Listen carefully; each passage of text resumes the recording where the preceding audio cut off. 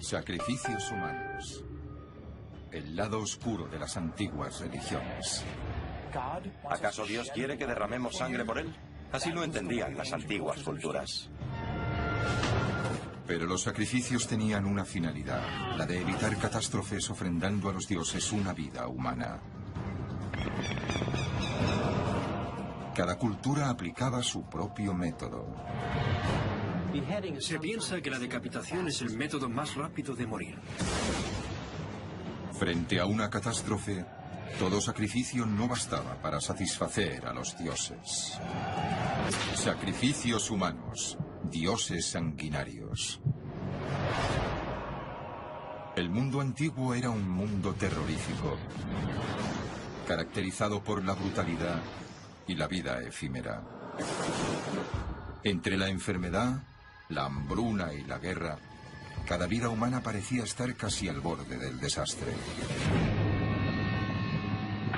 En la desesperación, muchas sociedades primitivas se volcaron a los sacrificios humanos para aplacar a los dioses. La práctica de cualquier sacrificio surge a raíz de la creencia en un dios o más y de la convicción de que si logramos apaciguarlo, podemos conseguir sus favores.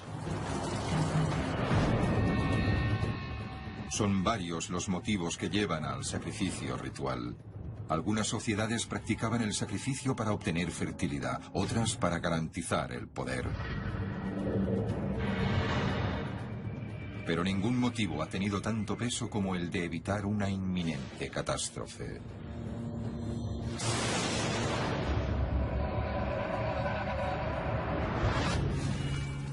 El aplacamiento de los dioses o una versión de catástrofe es lo mismo. Es estar del lado de los dioses. Si ocurriese una catástrofe, sería necesario hacer un sacrificio humano para pedirles ayuda. Una de las teorías explica que es en los momentos de gran tensión cuando la gente recurre a cosas tan radicales como el sacrificio humano. Si el sacrificio fuera un medidor de estrés, las civilizaciones de la antigua Mesoamérica habrían sido las más estresadas de todas. En la península mexicana de Yucatán, los mayas construyeron una civilización de pirámides de piedra y ciudades-estado en medio de la selva. El área estaba desprovista de ríos y manantiales, por lo que la sociedad dependía completamente del agua de las lluvias y de profundos depósitos de agua o cenotes. Con una civilización tan inestable y unos recursos tan precarios, los mayas empezaron a compensar a sus dioses con sacrificios humanos. Y el método más representativo de sacrificio humano era el juego de pelota. El juego de pelota maya es fundamental en su religión. No es solo un deporte. Para los mayas, el juego de pelota reflejaba el momento central de la creación de su historia. Durante el juego, los jugadores escenificaban la mítica lucha entre los seres vivientes y los dioses de la muerte. Según arqueólogos, los jugadores usaban solo las caderas para hacer rebotar el balón en una cancha con un disco de piedra. Hasta el día de hoy, nadie conoce las reglas, solo el resultado. Al final de la historia, alguien tenía que ser sacrificado. Algunos expertos intuyen que el perdedor era sacrificado, otros afirman que era el ganador. Lo que sí sabemos es que uno de los jugadores representaba al derrotado dios de la muerte y sufría en carne propia la mismísima suerte.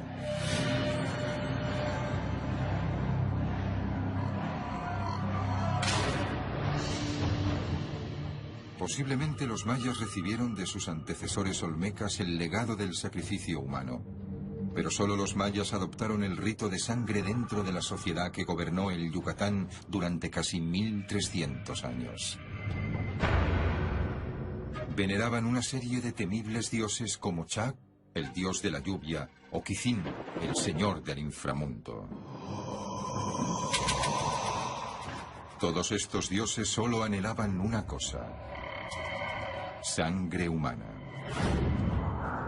Sin ella, los mayas creían que los dioses traerían sequía, hambruna y pestes, por lo que los mayas siguieron con el pacto sangriento. En el apogeo de la cultura maya, los reyes, en sus constantes luchas, no se disputaban el territorio, sino prisioneros de otras ciudades mayas. Una vez capturadas, las víctimas eran torturadas, apaleadas, desangradas o les arrancaban las uñas, todo para honrar a los dioses. Algunos de los altos cortesanos eran encarcelados, golpeados y torturados. Pero al final, siempre acababan convirtiéndose en otros jugadores de esa representación ritual. En el sagrado juego de pelota, el sacrificio de la víctima simboliza el triunfo de los mayas sobre la muerte.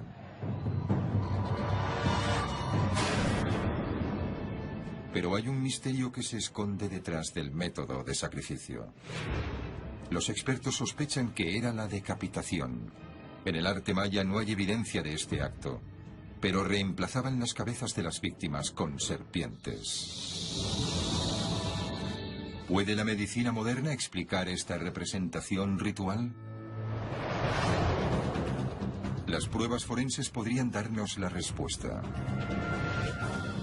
El doctor Scott Nelson es patólogo quirúrgico y experto en investigar traumatismos en el cuerpo humano.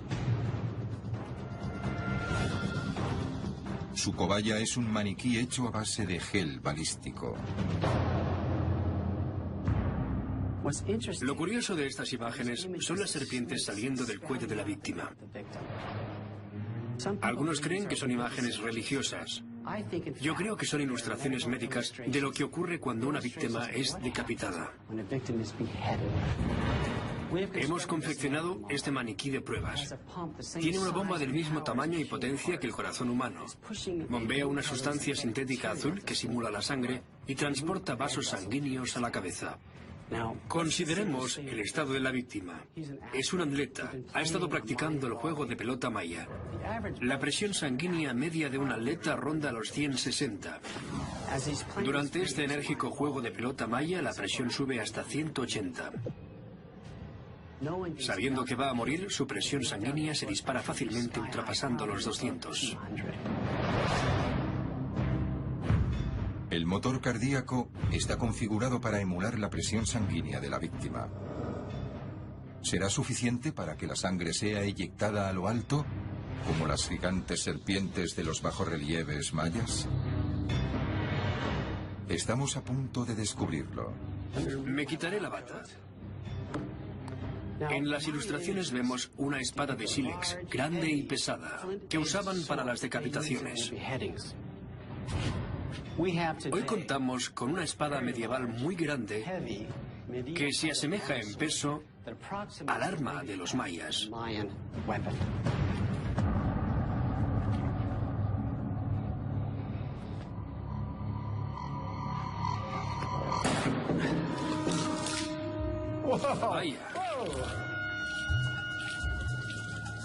Ha sido impresionante. Habéis visto que, al igual que la ilustración maya, la sangre brotó hasta unos 70 centímetros por encima del cuello. Esto demuestra que la imagen de las serpientes no es una imagen religiosa, sino una ilustración médica de lo que sucede con la decapitación. Muy impresionante, pero por supuesto es un final trágico para la víctima. Sin embargo, el momento del impacto a veces no es el final de la víctima. Algunas leyendas cuentan que las víctimas siguen conscientes después de la decapitación. Otro maniquí de prueba revelará los hechos anatómicos. Se piensa que la decapitación es el método más rápido de morir. Si es rápido, el golpe seccionará la médula espinal cortando todas las terminaciones nerviosas. Pero hay un problema. En este maniquí, la arteria carótida es de color rojo, la cual transporta el oxígeno desde el corazón directamente hasta el cerebro. En el momento de la decapitación, aún queda suficiente sangre oxigenada en el cerebro para mantenerlo consciente y vivo durante varios instantes. Es posible que la víctima sea consciente de su decapitación y que pueda ver a su verdugo en sus últimos momentos de vida.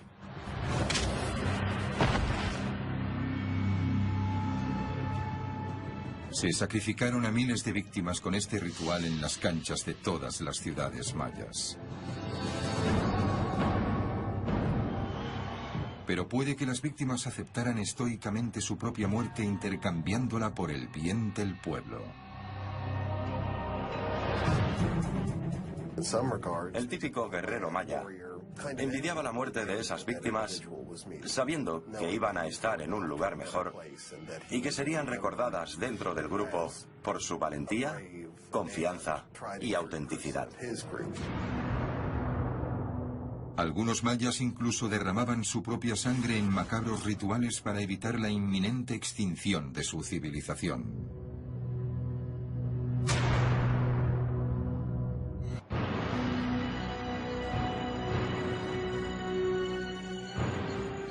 Las ruinas mayas en Mesoamérica vieron ríos de sangre corriendo por la selva en un intento de apaciguar a los dioses.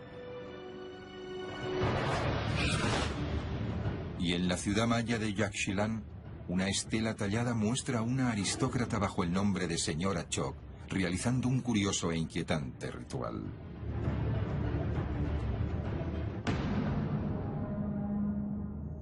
Es el año 709 después de Cristo. La señora Choc ha estado preparando su calvario durante días. Tras ayunos, oraciones y fatigantes bailes rituales, ahora se arrodilla ante su marido, el rey escudo jaguar, según los jeroglíficos. La señora Choc derramará su propia sangre para comunicarse con el mundo espiritual. La sangría se realiza a través de una larga cuerda con espinas de cactus. Se autoperfora la lengua haciendo un agujero. La sangre brota del sensible músculo lleno de venas. Introduciendo la cuerda en el orificio de la lengua temblorosa, la señora Choc tira con fuerza trinchando con las espinas la carne viva. La sangre cae en un recipiente, una ofrenda sagrada para los dioses.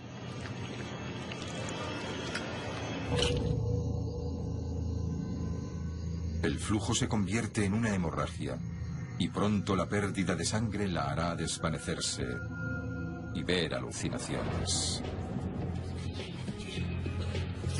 Toda sociedad que practica el chamanismo, que es un fenómeno global, deja de una forma u otra a la gente en un estado alterado. Y para los mayas, la hemorragia provoca esas visiones. Al parecer, los mayas convirtieron esta práctica en una ciencia. El cuerpo humano tiene casi 5 litros de sangre. Se puede perder un 20% o casi 1 litro, y el cuerpo seguirá aguantando. Una vez has perdido el 40% de tu sangre, te desvaneces y el cuerpo ya no es capaz de aguantar. Estas personas buscaban perder entre un 10 y un 40% para experimentar un estado más elevado de consciencia. Perder esa cantidad de sangre puede llevar a la muerte, pero la señora Choc sigue con vida y tiene visiones tras desvanecerse.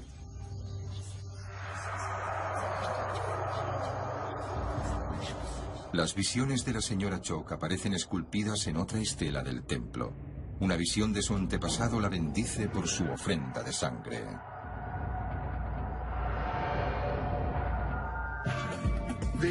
Las visiones se expresan en el arte bajo la forma de una serpiente. Empieza como humo y se transforma en serpiente. La serpiente sube y de sus fauces sale precisamente uno de sus antepasados.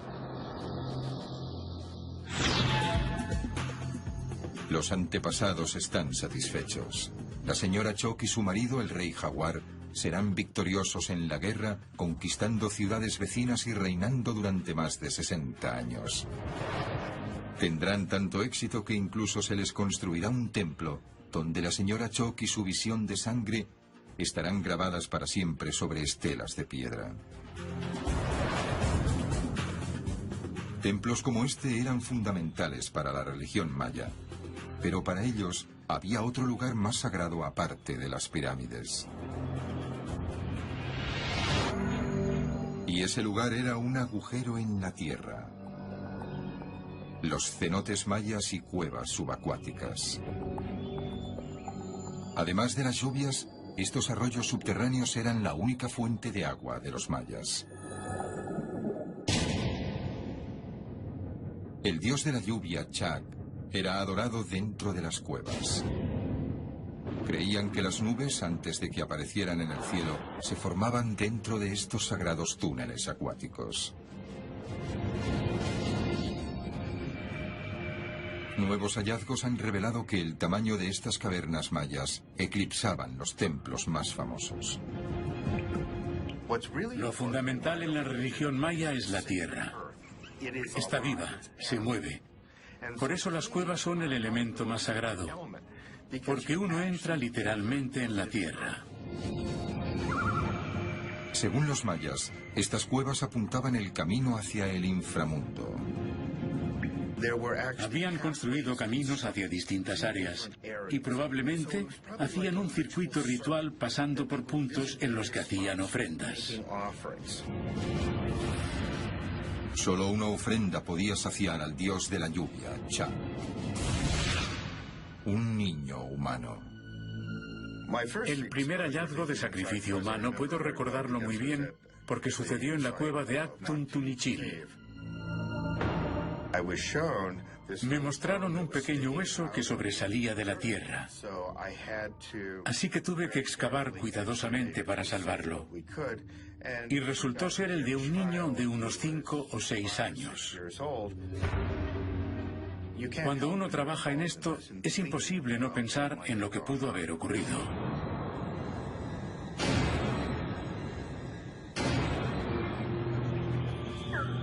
Un niño de 6 años fue elegido para encontrarse con el dios en las profundidades de las cavernas.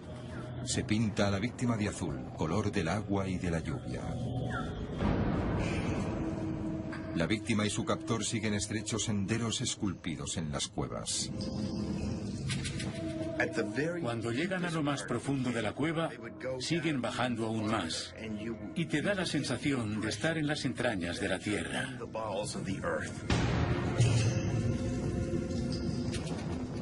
A orillas de un lago subterráneo, el niño se enfrenta al sacerdote del dios Chak. El sacerdote ataca. El cadáver del niño es arrojado al lago junto a muchos más. Hay por lo menos 100 cadáveres. Y seguramente han sido víctimas de sacrificios, porque los cuerpos simplemente fueron arrojados a un lago. El número de víctimas podría ser una señal de desespero, o si no, ¿cómo podría explicarse la repentina caída del imperio en la cúspide de su poder? Las suntuosas ciudades y sus pirámides fueron abandonadas. La caída de la civilización maya sigue siendo tema de debate, pero quizá uno de los desencadenantes fuera la lluvia. Pese a los intentos de apaciguar al dios Chak, la lluvia dejó de caer. Pruebas geológicas y de anillos de los árboles muestran que una catastrófica sequía devastó el territorio maya en el año 800 después de Cristo, la peor en 7000 años. Al secarse el agua, los cultivos murieron desatando el hambre, enfermedades y provocando la muerte de miles de personas. En el año 900, las grandes ciudades mayas ya estaban desérticas y poco a poco iban siendo devoradas por la circundante selva. Los esfuerzos para saciar el dios de la lluvia no dieron sus frutos.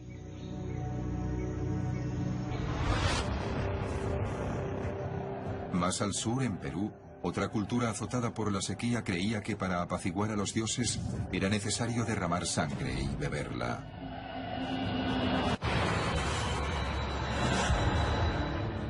Perú es conocido por su antigua civilización inca, la fundadora de la ciudad monumental de Machu Picchu. Pero 6 siglos antes de la aparición de los incas, otra cultura había dominado Perú: los moches. Año 700 después de Cristo, la Huasca de la Luna en la costa peruana. Un alto sacerdote ataviado con plumas y oro macizo espera su primera víctima. Una ofrenda de sangre a los dioses. Es un sacerdote del pueblo mochica, el pueblo que gobernó las planicies costeras desde el año 100. Sus pirámides son comparables a los mayas y aztecas.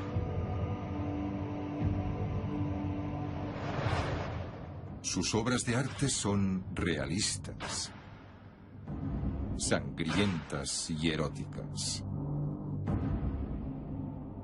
El elemento más importante en la vida mochica era uno de los más escasos: la lluvia.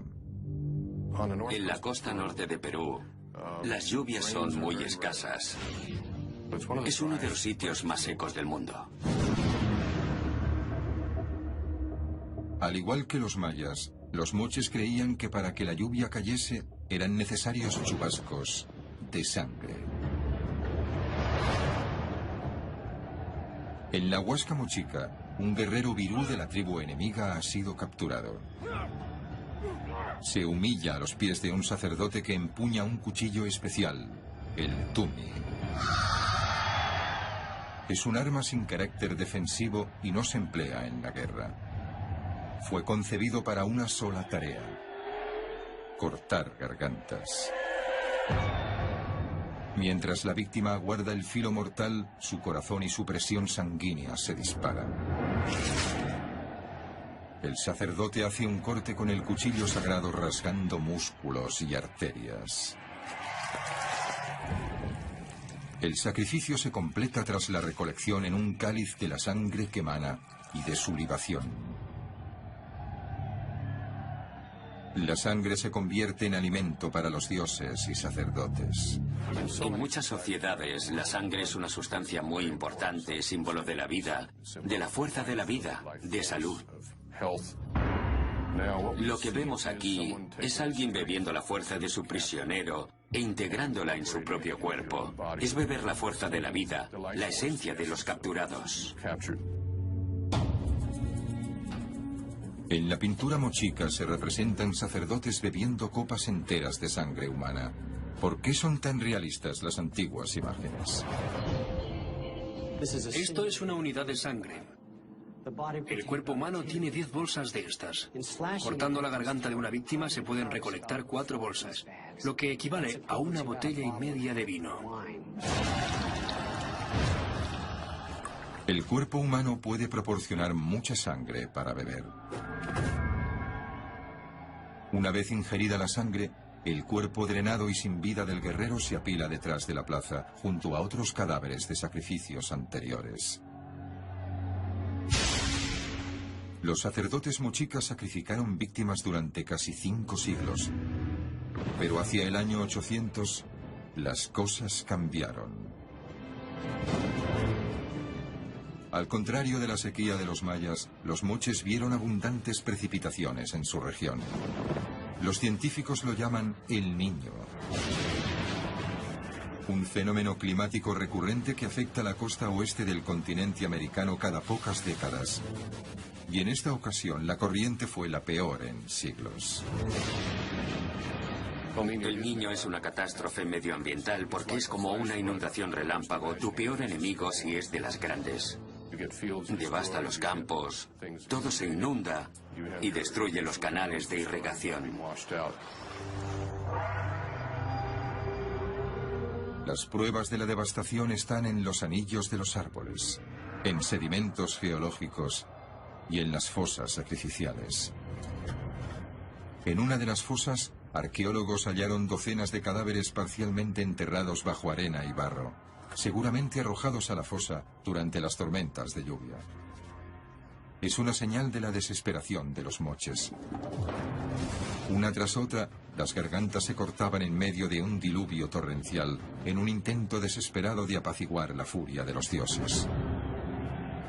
No funcionó. Hacia el año 800 después de Cristo, la cultura mochica se extinguió y sus ciudades fueron abandonadas. Las únicas pruebas existentes son las imágenes perturbadoras de la libación de sangre y las víctimas empapadas de barro. Intentos fallidos de aplacar a los sedientos dioses. Mientras la civilización mochica veía su fin, al otro extremo del planeta, otro rito sacrificial estaba en alza. Hacia el 900 después de Cristo, Europa conformaba una variedad de reinos cristianos. Excepto algunos países nórdicos, Dinamarca, Noruega y Suecia permanecieron paganas. Naciones que siguieron practicando los sacrificios humanos. Es el año 965 y aquí en el litoral norte de Europa surgen las tinieblas de la Alta Edad Media.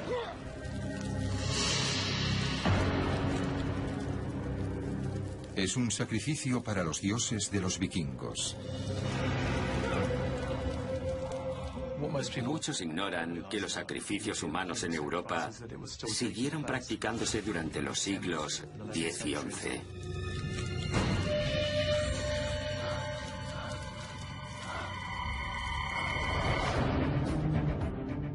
Los pueblos nórdicos vikingos hicieron de Escandinavia su hogar. Su cultura de la guerra apreciaba la fuerza, el poder y el coraje. Creían en distintos dioses. Thor, el despiadado dios del trueno. Freya, la diosa que amparaba a los guerreros vikingos muertos.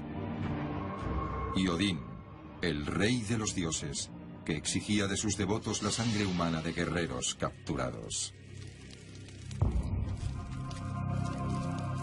En la era vikinga, la mayoría de los sacrificios fueron rendidos a Odín, el jefe de los dioses. Como dios de la guerra, Odín exigía sangre de batallas victoriosas. Y para saciar al dios, los vikingos practicaban un sacrificio llamado el águila de sangre. El proceso del águila de sangre es bastante inquietante. Se tomaba a la víctima y se le tallaba la forma de un águila en la espalda.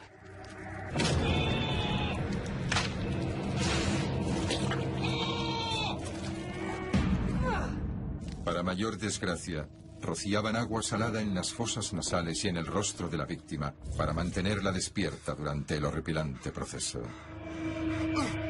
Se decía que cuanto más dolor, más contento se ponía Odín.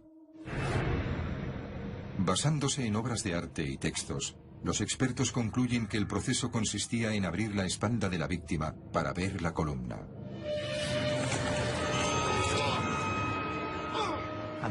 Y luego cortaban las costillas de ambos lados y las desplegaban.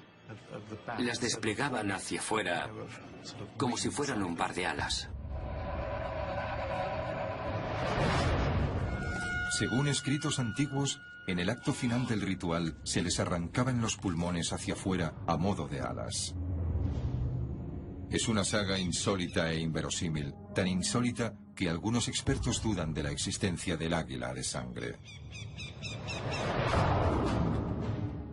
¿Pero es auténtica la leyenda?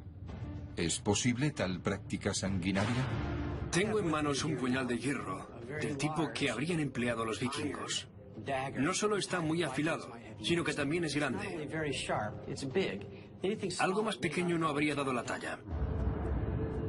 Voy a cortar el tejido tratando de no dañar vasos importantes, de no perforar ningún órgano y llegar a las costillas. Podemos oír unas fracturas de costilla. Voy a apartar el tejido hacia atrás. Tengo que llegar a los pulmones. A ver si consigo romper las costillas. No creo que hayan podido sobrevivir a esto. Hay otro problema añadido. La leyenda dice que después de abrir la espalda, sacaban los pulmones para que parecieran unas grandes alas sangrientas. Pero una vez que penetramos en la cavidad torácica, se escucharía un influjo de aire y los pulmones se encogerían cual un globo de aire que se desinfla. Así que en lugar de un pulmón estirado y lleno parecido a un ala, tendríamos algo del tamaño de una pelota de tenis. Por esa razón, no creo que se trate del método referido en la leyenda que nos ocupa. Pero hay otra posibilidad y otro experimento tétrico de anatomía humana que podrían desvelar los secretos del águila de sangre. Hay otra explicación para esta leyenda. La escápula u omóplato también es conocido como espaldilla. Es un hueso plano y largo situado en la parte superior de la espalda. Así que si tuviésemos que cortar con nuestro puñal el tejido de esta manera desprendiendo los músculos de la espalda, no estaríamos afectando los pulmones.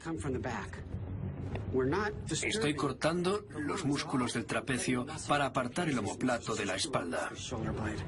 Ahora, con todos estos músculos desprendidos, podría tirar la escápula hacia afuera. Y mirad eso. Una gran ala sangrienta. Si hago lo mismo en el otro lado, esto corroboraría lo que decía la leyenda. En cuanto a la víctima, es posible que estuviera viva mientras se hacían las incisiones en cosa de pocos minutos.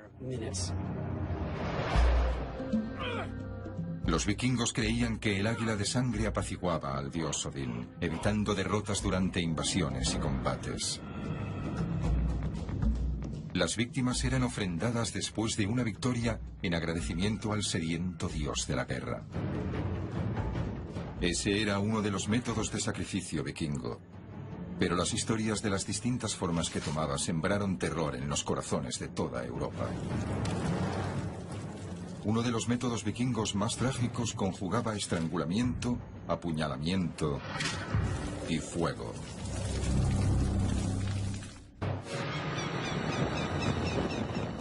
El rito sacrificial águila de sangre fue considerado durante un tiempo como una leyenda, que al fin y al cabo resultó ser verdadera.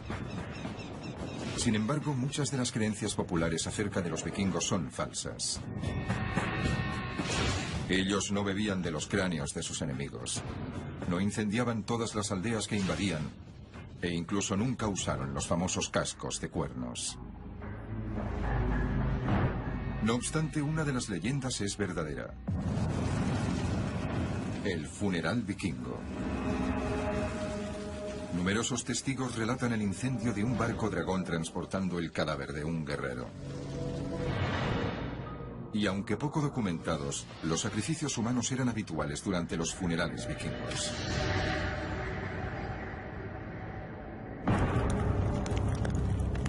Un viajero árabe llamado Ibn Fadlan pasó una temporada viviendo con una comunidad vikinga en el año 921 después de Cristo.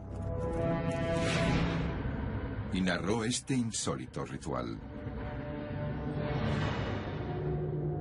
Un aristócrata vikingo había sido sepultado en una ceremonia solemne y pomposa que duró varios días. Pero el centro de la atención fue la matanza durante varios días de su esclava. El funeral empieza con el amarre de la embarcación del líder vikingo. Su cuerpo está a bordo, rodeado de obsequios. La encargada del funeral es una sacerdotisa que los vikingos han bautizado como Ángel de la Muerte. Durante 10 días, la tripulación del vikingo bebe y celebra fiestas. Una esclava es elegida para acompañar al capitán hacia el más allá. Le sirven alcohol mientras satisface todo tipo de peticiones de la tripulación, incluso sexuales.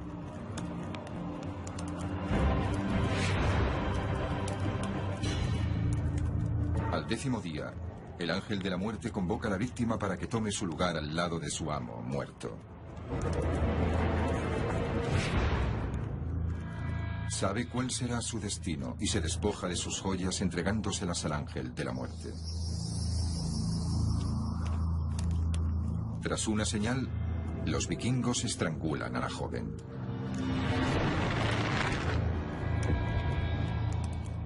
Su última visión será la del ángel de la muerte empuñando una daga sagrada y clavándola en su corazón para acabar su sufrimiento. El cuerpo de la esclava se tumba al lado del jefe vikingo. Finalmente le prenden fuego al dragón vikingo, sus obsequios, tesoros y carga de cadáveres. A diferencia de la leyenda, el barco no se incendia en el mar, sino en tierra firme. Los vikingos creían que si el barco se consumía rápidamente, los dioses estaban satisfechos y el jefe y su esclava serían bienvenidos a Valhalla. Se trata de uno de los últimos sacrificios humanos que ocurrieron en Europa. Décadas más tarde, después de este funeral del siglo X, los pueblos vikingos se convirtieron al cristianismo. Ya no era necesario derramar sangre para satisfacer a los dioses. La religión de Odín fue sustituida por la religión de la Biblia. La Biblia, no obstante, está repleta de sacrificios. El sacrificio animal está presente en todo el Antiguo Testamento o la Biblia judía. En el libro Génesis siempre se ordena: y quemarás todo el carnero sobre el altar. Es ofrenda quemada a Dios. La idea era que el humo elevaría el olor hasta Dios. Es un refrán muy recurrente en la Biblia: un aroma grato para Dios. Es decir, que Dios se alegra con el olor a barbacoa. Pero la Biblia narra su propia versión del sacrificio humano.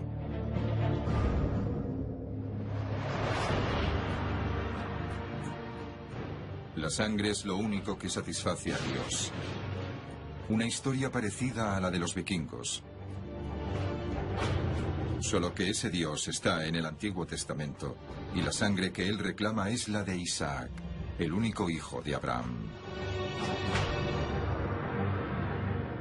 Las tres religiones monoteístas, el judaísmo, el cristianismo y el islam, todas parten de un acontecimiento: cuando Abraham escala la montaña y sacrifica a su hijo. El Dios de Abraham interrumpe el sacrificio antes de que se derrame sangre. Es una prueba de la obediencia de Abraham y la ha superado. A partir de ese instante, la Biblia denuncia el sacrificio humano. Pero eso no significa que nunca haya ocurrido.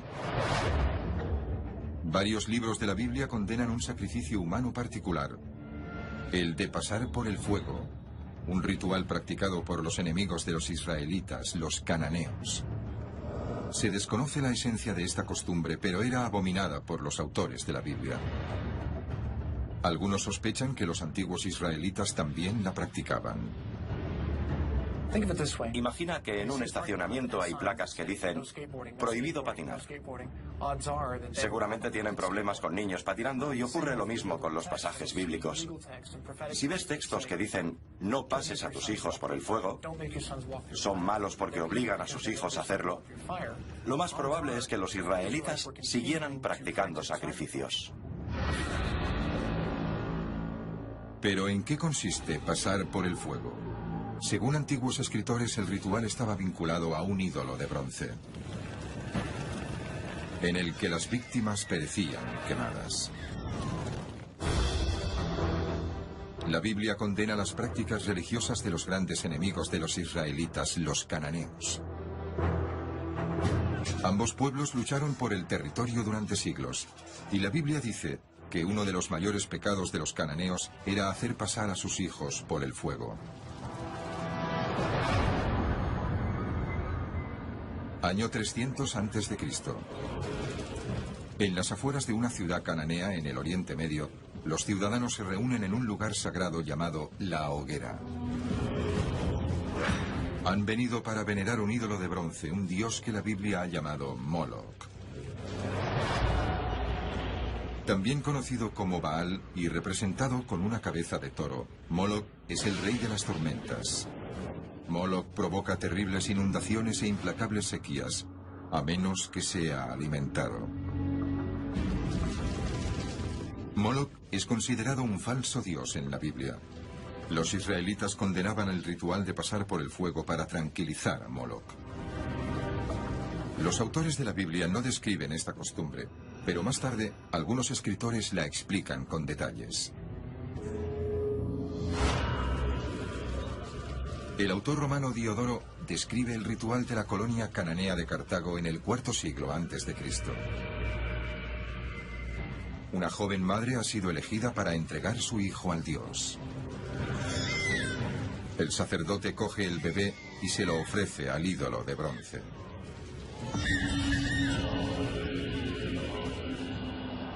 Se ponía el bebé en los brazos de una gigante estatua de bronce. Los brazos estaban extendidos sobre una hoguera y había música y las llamas rozaban al bebé. Si la ofrenda era satisfactoria, los brazos de la estatua empezaban a moverse mágicamente.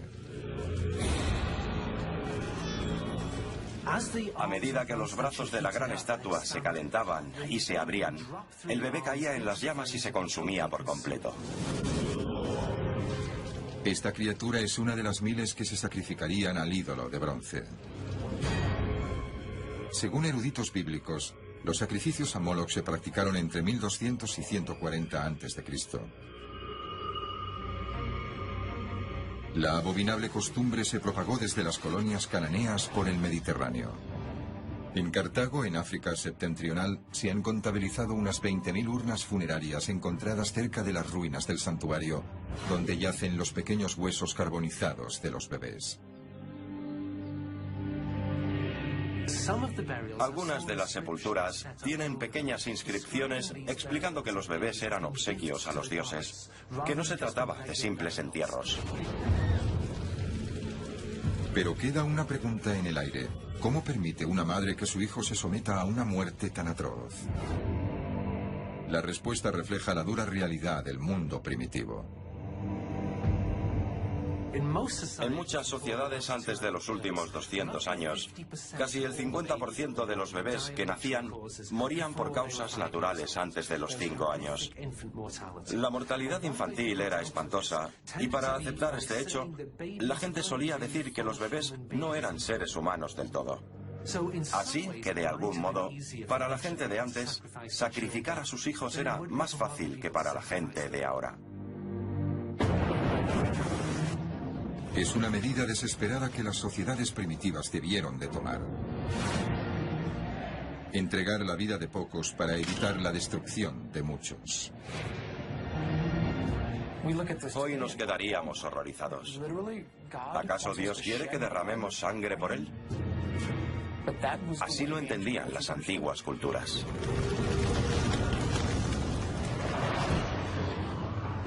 En un mundo de inminentes amenazas e imprevisibles catástrofes, la macabra tradición del sacrificio humano ofrece una terrorífica alternativa.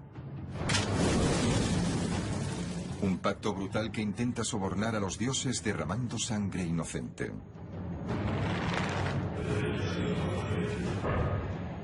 De la selva del Yucatán, pasando por los desiertos del Oriente Medio hasta los campos de Noruega, bien han valido los sacrificios humanos para ganarse los favores de los insaciables dioses.